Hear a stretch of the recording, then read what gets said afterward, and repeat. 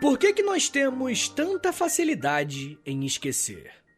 Até que ponto um papel assinado pode garantir de fato mudanças sociais? Essas são apenas algumas perguntas que podemos nos fazer quando estudamos com mais atenção o que foi a Revolta da Chibata. Uma revolta de marinheiros nos primeiros anos do século XX e que colocou a capital brasileira na mira dos canhões. Apesar de ser um tema pesado, esse é um dos episódios mais especiais que eu já fiz aqui no podcast, e se você ouvir até o final, vai entender por quê. Bem, a Revolta da Chibata foi um evento que aconteceu durante a chamada República Velha. E eu não sei você, mas em geral, as pessoas conhecem bem pouco sobre esse período, e muitas pessoas não fazem a menor ideia do que foi esse levante de marinheiros contra os seus superiores. Antes de qualquer coisa, para compreendermos os motivos da revolta de 1910, temos que dar alguns passos para trás e entendermos o que estava acontecendo no Brasil naquele período. Como bem sabemos, depois de muita luta e resistência, a Lei Áurea foi assinada em 1888 e a escravidão brasileira foi abolida oficialmente em todo o território nacional.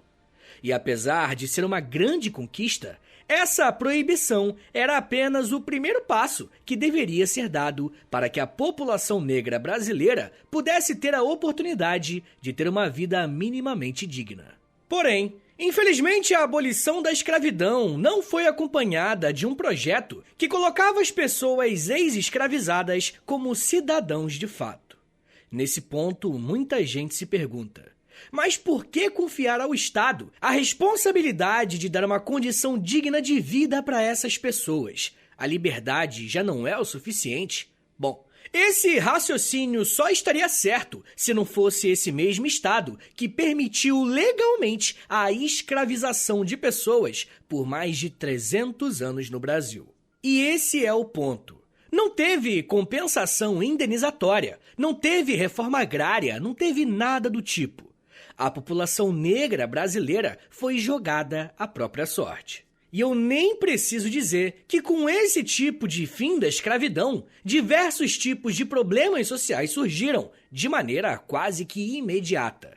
Precarização de moradia, baixos salários para essas pessoas e perseguições policiais através de leis são só alguns exemplos que nós podemos citar.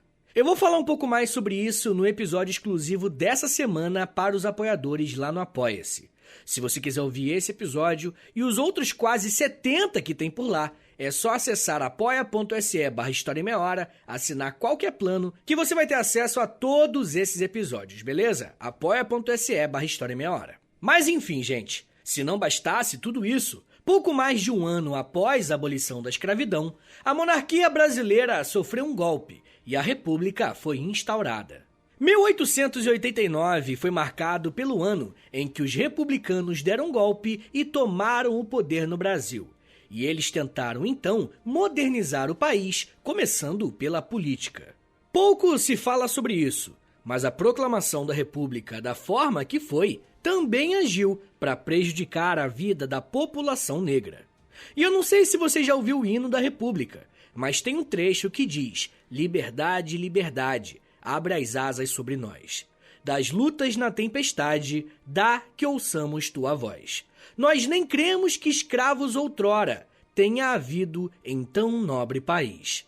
E pode parecer uma bobagem ou algo até menor, mas essa disposição em reescrever o passado ou simplesmente jogar para debaixo do tapete o que aconteceu mostra para nós como o Brasil não soube lidar com a maior chaga da nossa história, a escravidão. Quando algo do passado não é tratado e resolvido, uma hora ou outra vem à tona. E isso é verdade quando falamos de traumas pessoais e também quando falamos de uma nação. Até aqui eu estou fazendo uma breve análise de como a população negra estava sendo tratada pelo seu próprio país após 1888. Desde a criação das Forças Armadas Brasileiras, essa instituição se tornou um lugar em que jovens de baixa renda poderiam ingressar para terem a oportunidade de uma mudança de vida. E essa realidade se fazia presente principalmente na Marinha Brasileira, que desde muito tempo sempre foi o braço das Forças Armadas que tem o maior contingente de pessoas negras em suas forças. Só que não é porque a população negra usava a Marinha como uma espécie de refúgio e serviço que a sua dedicação era vista com bons olhos e apreço pela população. Na verdade, era o contrário. Olha só o que o Barão do Rio Branco disse a respeito das pessoas que eram recrutadas para a Marinha. Abre aspas. Para o recrutamento de fuzileiros navais e homens alistados, trazemos a bordo a escória de nossos centros urbanos, o subproletariado mais inútil, sem preparação de qualquer tipo.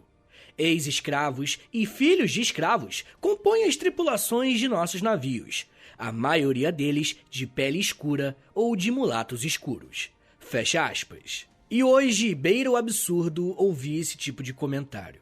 Ainda mais vindo de um funcionário público do Estado brasileiro, que pensava o pior dessas pessoas que também trabalhavam para o Estado nas Forças Armadas, só que eram negros. E apenas por esse motivo eram tratados como o que havia de mais baixo da sociedade brasileira. Ao mesmo tempo que o novo governo tratava com descaso boa parte da sua população, a República procurava investir em modernização de alguns setores do país. O Brasil entrou no século XX bem defasado em comparação com os nossos vizinhos aqui da América Latina.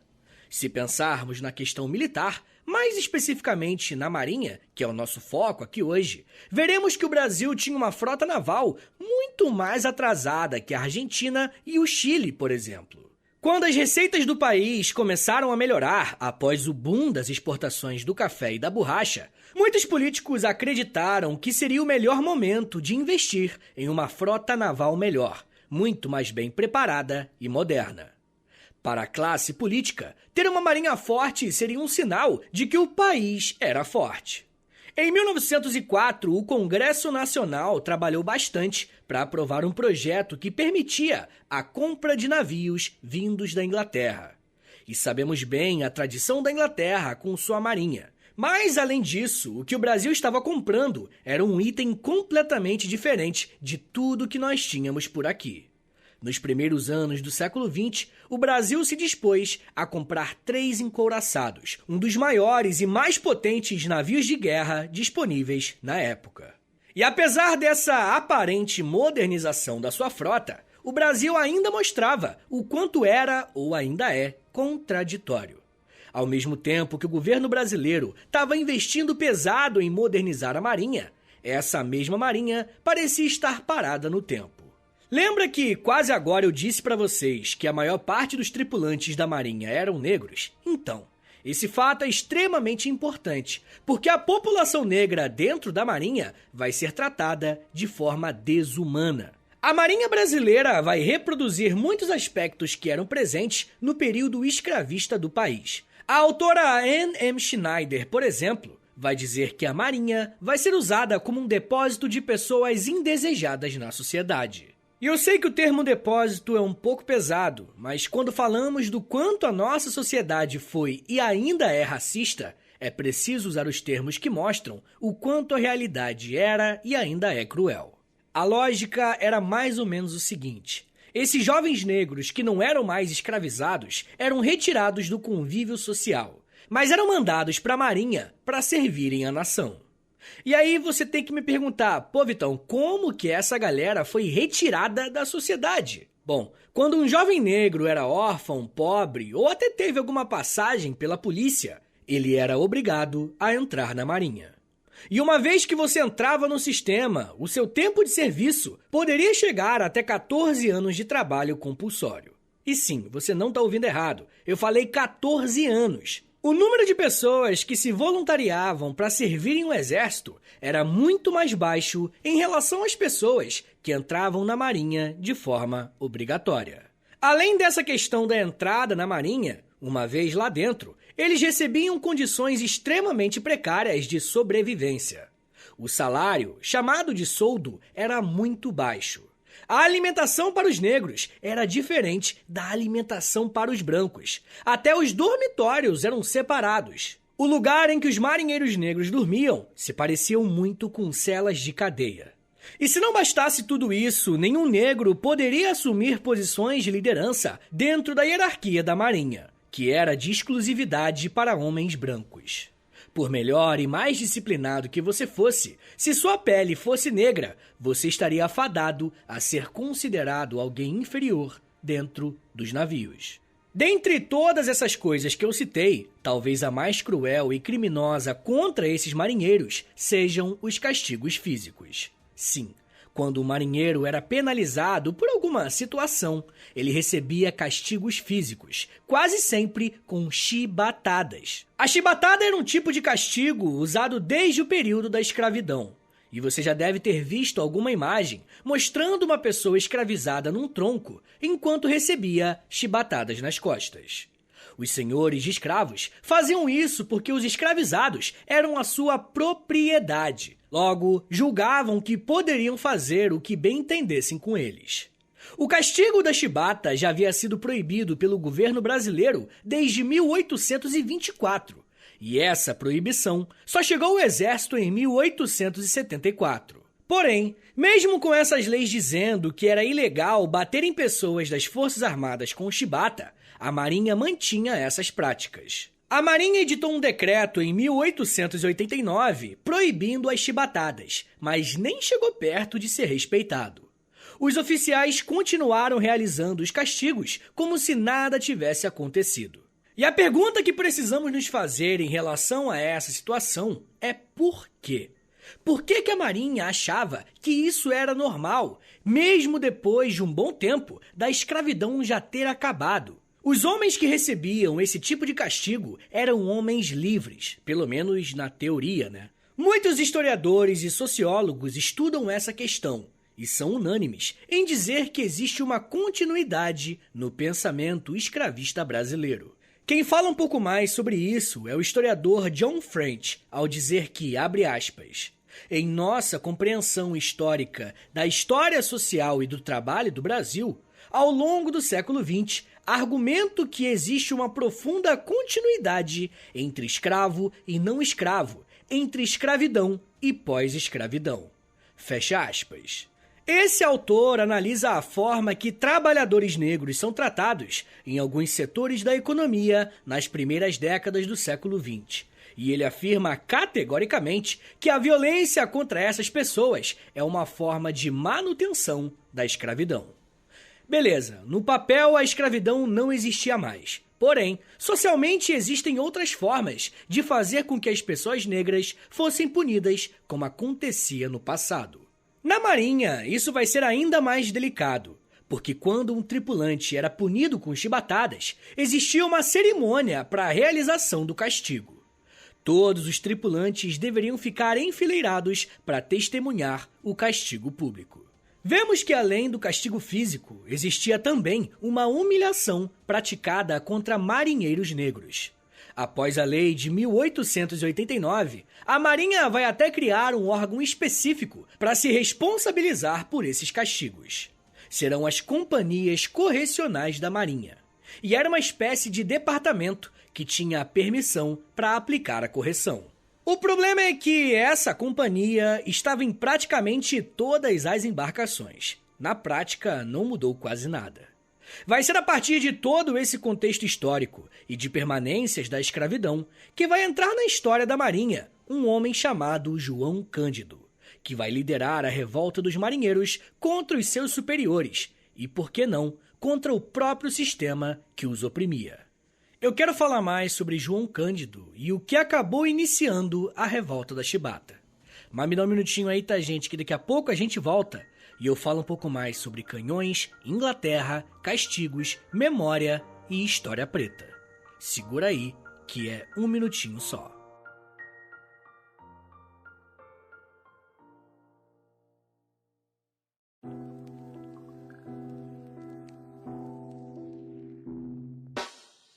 O História em Meia Hora é parceiro da loja. Acesse loja.com.br, é loja escrito LOLJA, e pesquise pelo História em Meia Hora. Lá você vai encontrar blusas, camisetas, regatas, moletons e muito mais produtos exclusivos do nosso podcast, tá? Só tem no História em Meia Hora e lá no site da loja. Tem uma blusa que é uma mistura do Lampião com a Kira, tem uma que é da Cadela Laika, tem uma que é o Street Fighter, só que com figuras históricas do Brasil. Gente, tem muita coisa irada por lá. Lembrando, é claro, que quando você compra um produto na loja, além de você ficar todo bonitão ou bonitona, você ajuda o História em Meia Hora a continuar de pé. Então, obrigado. Acesse agora loja.com.br e pesquise por História em Meia Hora. loja.com.br e digita na busca História em Meia Hora. Valeu, gente!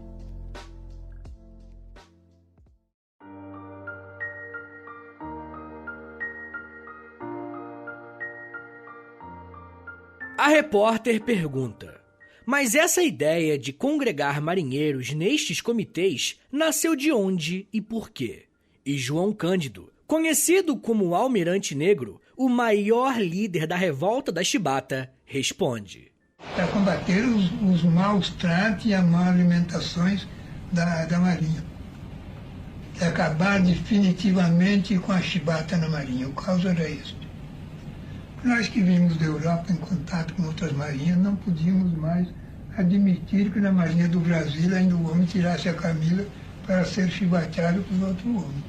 João Cândido foi perguntado a respeito da criação de uma espécie de comitê organizado pelos próprios marinheiros contra a violência que sofriam. E eu acredito que tenha ficado bem evidente o quanto a situação dentro da Marinha era precária. Mas agora eu quero falar um pouco sobre João Cândido. João Cândido Felisberto é um homem negro que nasceu em junho de 1880, no Rio Grande do Sul. Cândido é filho de ex-escravizados e, com apenas 13 anos de idade, ingressou na vida militar. Em 1895, ele conseguiu uma transferência para a Escola de Aprendizes Marinheiros de Porto Alegre. E em dezembro desse mesmo ano, ele ingressou na Marinha do Brasil como grumete, que é uma espécie de aprendiz. João Cândido saiu do Rio Grande do Sul para morar na capital do país, o Rio de Janeiro, na época. Como um homem negro da Marinha, João Cândido viu com seus próprios olhos todo esse cenário que eu descrevi para vocês. Uma particularidade que João tinha era sua experiência. Trabalhando pela Marinha, ele acabou sendo enviado para várias missões e tarefas específicas, que deram a ele uma enorme bagagem. Foi essa experiência que colocou a vida de João Cândido em rota de colisão com a história do Brasil. Você se lembra que eu disse que a Marinha Brasileira havia comprado alguns navios de guerra da Inglaterra, os encouraçados? Então, como parte dessa compra, alguns marinheiros deveriam ir para a Inglaterra para acompanhar a construção e o envio do navio. A partir de 1908, centenas de marinheiros brasileiros, inclusive os marinheiros negros, foram para a Inglaterra e lá tiveram um choque de realidade. Ao chegarem naquele país, viram como os tripulantes eram bem tratados e vistos pela sociedade com orgulho e respeito. Agora tente se imaginar como um desses marinheiros negros que recebiam chibatadas, maus tratos e péssimas condições de trabalho. Essa viagem para a Inglaterra foi muito importante para mostrar a esses trabalhadores que outras realidades eram possíveis. O próprio João Cândido foi para a Inglaterra em 1909 e, além de ver esse cenário, também ouviu histórias de como a marinha de outros países fizeram movimentos por melhorias de vida. Talvez o exemplo que mais impactou o João Cândido tenha sido o do encouraçado de Potemkin, que em 1905, na Rússia, foi palco de luta e manifestação dos marinheiros. Os marinheiros que foram para a Inglaterra voltam ao Brasil, conduzindo as 3 novas embarcações compradas. E João Cândido decide organizar comitês dos marinheiros para realizar um motim e reivindicar melhores condições de trabalho e, principalmente, acabar com as chibatadas. Cândido, anos mais tarde, ao escrever sobre esse período, disse que os tripulantes negros viviam sob a escravidão da Marinha e algo precisava ser feito. A ideia dos tripulantes era realizar o motim no dia 25 de novembro de 1910, pois seria uma data simbólica para o país. Nesse período, o novo presidente Hermes da Fonseca iria assumir o cargo. A ação dos marinheiros tinha como objetivo causar um grande impacto na capital e chamar a atenção para o motim. Só que esses planos não deram nada certo. Na verdade, o motim teve que ser adiantado e teve como causa a própria reivindicação dos marinheiros. No dia 16 de novembro de 1910, um marinheiro chamado Marcelino Rodrigues Menezes foi delatado por ter entrado no navio com bebidas alcoólicas, algo que era totalmente proibido pela Marinha. Por conta de sua infração, Marcelino foi punido com 250 chibatadas. Molecada, olha o tamanho desse absurdo. E além disso, Marcelino seria punido no mastro principal do navio, e os outros tripulantes deveriam ficar assistindo Marcelino receber as chibatadas. Após baterem tanto no marujo, ele acabou caindo desacordado e negaram atendimento médico a ele. E eu nem preciso dizer que isso causou uma revolta enorme nos marinheiros, e vai ser por esse motivo, por conta de Marcelino, que eles anteciparam o motim. A revolta, de fato, vai começar na noite do dia 22 de novembro de 1910, quando os marinheiros tomaram o encouraçado Minas Gerais.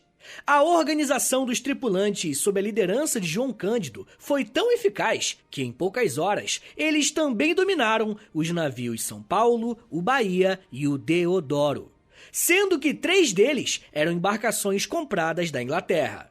Ou seja, os marinheiros estavam com as armas mais fortes e mais modernas da Marinha brasileira. João Cândido não só foi reconhecido como a liderança do motim, como foi chamado aí de Almirante Negro.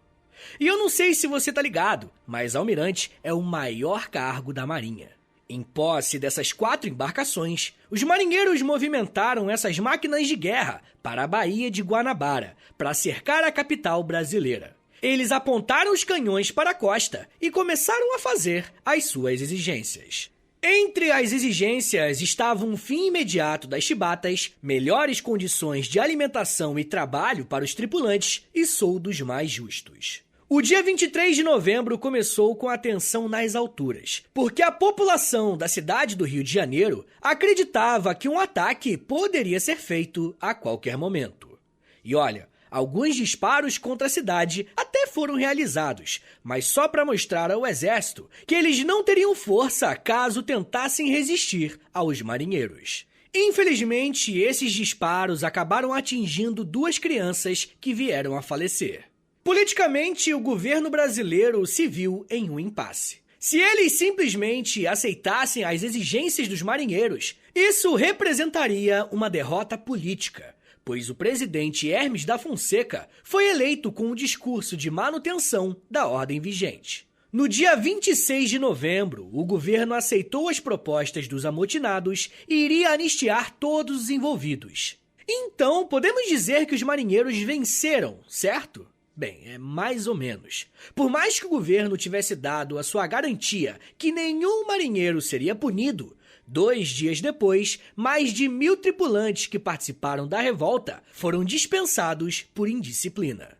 Esse descumprimento do acordo por parte do governo acabou gerando uma revolta até no exército, que também começou um levante na Ilha das Cobras no início de dezembro de 1910. O governo brasileiro aproveitou essa oportunidade para punir os marinheiros que participaram da revolta da chibata. Na ilha, existiam aproximadamente 600 manifestantes que foram reprimidos com muita violência pelo governo. Desse número, mais ou menos 100 sobreviveram. Foram torturados e presos nessa mesma ilha. Alguns dos marinheiros foram transferidos para os seringais na Amazônia e outros fuzilados. Do contingente que foi torturado e preso na ilha, somente 2 sobreviveram para contar a história, e entre eles estava João Cândido. E o que é mais incrível é que a figura que protagonizou a revolta da chibata foi por muitos anos esquecida. Passou praticamente o resto da sua vida sem ter nenhum reconhecimento pelo seu feito. E quem vai contar melhor sobre como foi a vida de João Cândido após o ocorrido é meu grande amigo Tiago André, do grande podcast História Preta. Eu costumo dizer que o maior traço de identidade nacional do Brasil é o esquecimento. Ao longo da história, o Estado brasileiro promoveu ativamente o apagamento histórico da sua população negra e indígena. E isso tem motivo. Admitir a contribuição positiva de pessoas não brancas para a formação do país era um atestado de atraso social na virada do século XIX para o XX. Foi bem nesse momento da história que João Cândido liderou a revolta da Chibata. Depois que ele foi expulso da Marinha, buscou permanecer perto do mar. Por isso, tentou trabalhar em navios de carga na iniciativa privada, mas sofreu perseguição de oficiais da Marinha que caçavam seus papéis e pediam sua demissão, sob a justificativa de ser um sujeito de pouca confiança. Depois de anos de perseguição, ele desistiu desse cabo de guerra com oficiais e comprou um barquinho a remo e virou pescador no entreposto de peixes da Praça 15, no centro do Rio de Janeiro. Seu objetivo era ser esquecido. Sua fama como líder da revolta não trouxe nada de positivo para ele. Pelo contrário, era sua maldição. A memória da revolta da Chibata esteve em disputa por diferentes grupos políticos, de direita e de esquerda. A força daquele movimento inspirou pessoas por anos, e a imagem de João Cândido se tornou um símbolo de luta. Por isso, governos de situação fizeram o possível para abafar tudo que fizesse referência a ele. Nos anos 30, o Almirante Negro tinha entrado para a lista de censura do DIP, o Departamento de Imprensa e Propaganda de Getúlio Vargas. Sua figura foi utilizada para inspirar comunistas da ALN e também pelo integralismo de Plínio Salgado, dois grupos políticos inimigos de Vargas. Mas nos anos 50, sem a censura do Estado Novo, ele voltou a ser assunto nacional como um caso pitoresco. O homem que apontou canhões na cara do Brasil e agora não passava de um carregador de peixes na Praça 15. Sua história ganhou as manchetes dos jornais e sua memória histórica foi achincalhada por um ex-comandante da Marinha que escreveu dezenas de matérias nos jornais com ofensas e injúria racial. O desejo dele e de muitos de sua classe era que João Cândido permanecesse um João Ninguém, mas um jornalista chamado Edmar Morel frustrou esses planos. Em 1958, Edmar Morel escreveu o livro chamado A Revolta da Chibata, que até aquele momento tinha sido a obra mais completa e detalhada sobre a Revolta de Marinheiros de 1910. Fruto de uma pesquisa inacreditável que ouviu em primeira mão os principais atores da história, revisitou documentos e matérias de jornal da época, o livro foi um absoluto sucesso, se tornando um verdadeiro best-seller. Inclusive, a revolta, que até esse momento era conhecida como Revolta de Marinheiros, passou a ser chamada de Revolta da Chibata por causa do título desse livro. O sucesso do livro tirou João Cândido do entreposto de peixes. Ele foi homenageado pelo governo do estado do Rio Grande do Sul e recebeu honras no município de São João de Meriti, onde fixou sua residência até o fim da sua vida. Mas depois do golpe de 64, o Almirante Negro voltou a ser alvo de censura. Edmar Morel teve seus direitos políticos cassados e o seu livro foi retirado de circulação, se tornando um artigo raro. Naquele momento da história, um livro sobre a revolta de marinheiros negros contra a tortura física parecia uma má ideia para os golpistas de 64. Isso ficaria claro anos depois, quando eles censuraram a música O Mestre Sala dos Mares, escrita por Aldir Blanc e João Bosco. A letra, que dizia Salve o Almirante Negro, foi trocada por Salve o Navegante Negro, para que ninguém soubesse que se tratava de uma homenagem a João Cândido. Passada a ditadura, o livro voltou a circular livremente e a música de Aldir Blanc e João Bosco foi eternizada na belíssima voz de Elis Regina. E João Cândido fixou na memória popular como um herói vindo da ralé que desafiou as elites. Isso tudo nos mostra que a história não está dada. A memória histórica, principalmente da população negra, está em constante disputa.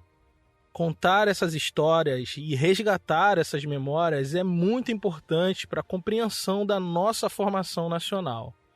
E é isso que eu faço lá no História Preta. Inclusive, eu contei essa história de João Cândido em detalhes na temporada chamada Cisne Negro. Se você está gostando desse episódio, eu acho que você vai curtir a temporada. Mas no História Preta você também encontra outras histórias sobre a contribuição negra no futebol, no samba, no idioma, na política nacional e muito mais. Então vá lá, ouça História Preta e depois me diz o que achou. Valeu, Vitor. Forte abraço. Valeu, meu brother. Além de ouvirem o História Preta, precisamos ter em mente que o que aconteceu na Revolta da Chibata foi um levante popular de uma parcela da população que estava há muito tempo tendo os seus direitos mínimos negligenciados pelo governo. Um governo que se dizia caminhar para o progresso. Só que progresso para quem?